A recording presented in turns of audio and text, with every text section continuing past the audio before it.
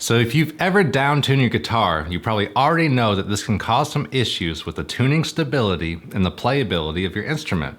In this video, I'm going to go through the basic setup procedure that I do on all my guitars here in the shop.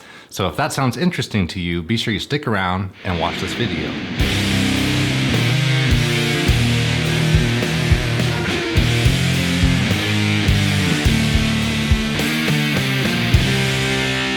My name is Jason Johnston and I run a pedal company called Fuzzlord Effects. And on this channel, we do gear demos and tech talks made specifically for folks that are into doom metal and stoner rock music.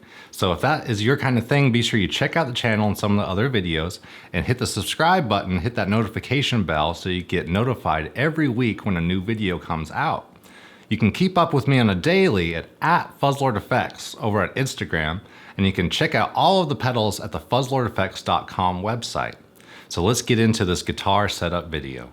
So we're gonna go over the general steps of a setup procedure, and we're gonna take my SG and set it up for C standard tuning. We're gonna put some heavier strings on it.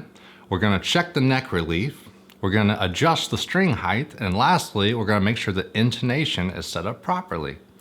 This is just an overview video for everyone because I want everyone to understand what a basic setup procedure involves. If you're not comfortable with any of the steps covered in this video, I highly recommend that you take your guitar down to your local luthier and get them to set it up for you. They'll be able to get your guitar set up in whatever tuning you'd like and help you out. So when we down tune our guitars, we lose a lot of the string tension and our strings get a bit floppy. So to compensate for this, it's really good to put on some heavier guitar strings. In this video, we're going to put on a set of 12 to 60s and set up this guitar to play in C standard.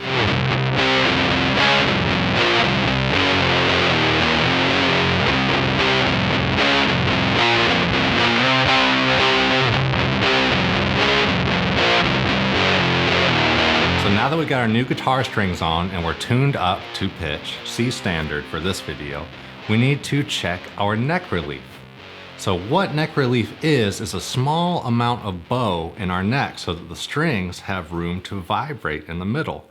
Think of it like a big jump rope. Our guitar string is like a big jump rope and it needs a little bit of room to vibrate in the middle of the guitar neck. So what we're gonna do is put a capo on the first fret, push down the string on the last fret of the guitar, and then right around the 8th fret, we're gonna check to make sure that we have just a little bit of gap between the bottom of the string and the top of the fret. What we're looking for is about 8/1000ths of an inch. We can have two things here. We can have a big bow in the neck and have a big amount of neck relief, or we can also have a back bow in the neck where that string is actually touching the fret. So the way to remedy this is to adjust the actual truss rod of the guitar. So we're gonna be looking from the headstock down at the bridge. So if you have too much back bow on the guitar, what we're gonna do is loosen the truss rod and get rid of that back bow and let the neck go forward a little bit. If we have too much bow in the neck, we're going to tighten the truss rod to move the neck back just a hair. I only recommend doing about a quarter turn at a time and then recheck the neck relief.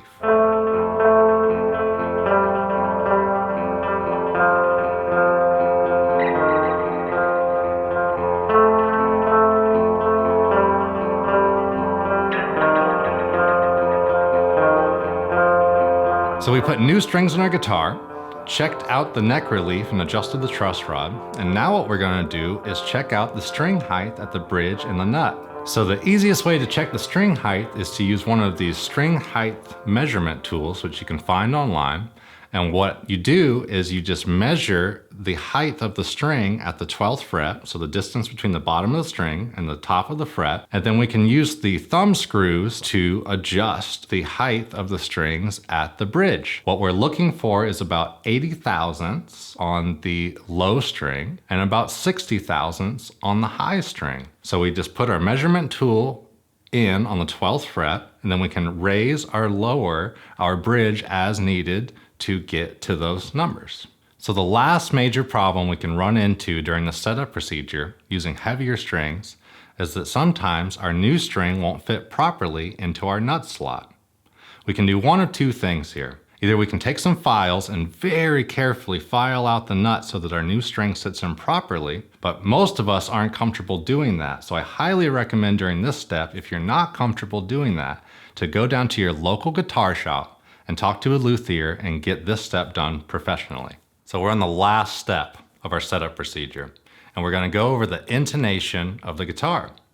What intonation is it makes sure that as we play up the fretboard, the guitar stays in tune with itself. Another way to say that is that we want to make sure that the 12th fret is the exact middle of the overall string length. Depending on the string height and what gauge strings we're using is why we need to take and adjust each string to be properly intonated. The way we do that is we take the string and pluck it and tune it to pitch with our tuner on the open string, and then you very gently fret the 12th fret and play the note and check that against the tuner. The 12th fret can either be sharp or flat. So what we do is with our guitar in front of us and the tuner on the table, we're going to do something called chasing the needle. If our 12th fret note is slightly sharp, we're going to follow the needle and take our bridge and move it towards the needle. If our needle is slightly flat, we're going to take our bridge and move it up towards the nut of the guitar. This is something you just go back and forth on until the open string is in tune, and then when you fret the 12th fret and pluck it, that the 12th fret is also in tune.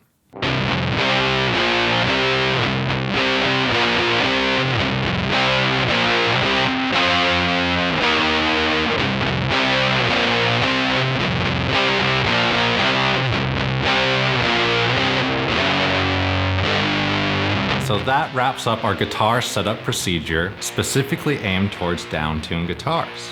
We put on some heavier guitar strings, then we checked our neck relief, we checked the string height, and then finally, we adjusted the intonation on our guitar.